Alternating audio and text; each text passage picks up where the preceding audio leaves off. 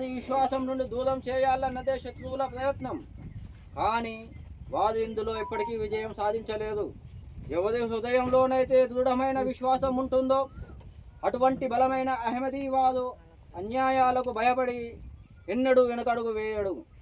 ప్రస్తుతం మనం మన ఆరాధనల ప్రమాణాలను మరింత మెరుగుపరుచుకోవడానికి ప్రయత్నించవలెను. విదేశాలలో బంధువులు ఉన్న పాకిస్తానీ అహ్మదీలు చాలామంది ఉన్నారు.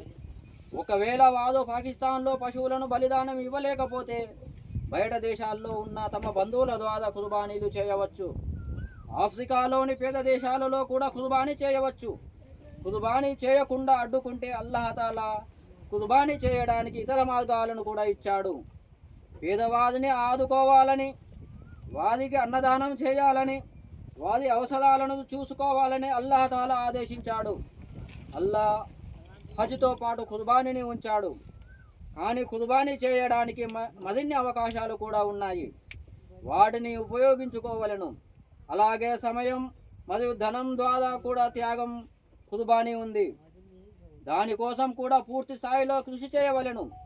చివరగా అల్లా ఏ పనులనైతే నివారించాడో వాటికి దూరంగా ఉండడం కూడా ఒక రకమైన త్యాగమే. పండుగ నమాజు చదువుకోవడానికి అనుమతి లభించకపోవచ్చు.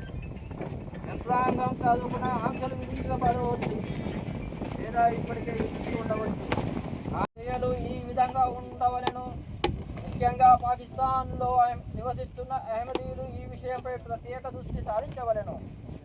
మనం నమాజులను ఏదో బాధ్యత తీరిపోయింది అన్నట్టుగా కాకుండా వాటి హక్కును నెరవేరుస్తూ సలుపవలెను. నమాజులను జమాత్తో మరియు అత్యంత శ్రద్ధతో చక్కగా నిర్వహించవలెను. హుజూరే అన్వర్ ఇంకా ఇట్లనది, నేడు మనం మన ఒకటి మనిషి అల్లాహకు భయపడండి అని అల్లాహ్ తాలా ఆదేశించాడు. హుజూరే అన్వర్ ఇంకా ఇట్లనది, మీ జన్మ ఉద్దేశం అల్లాహ్ హక్కులను నెరవేర్చడం మరియు అతన్ని ఆరాధించడం. ఇక్కడ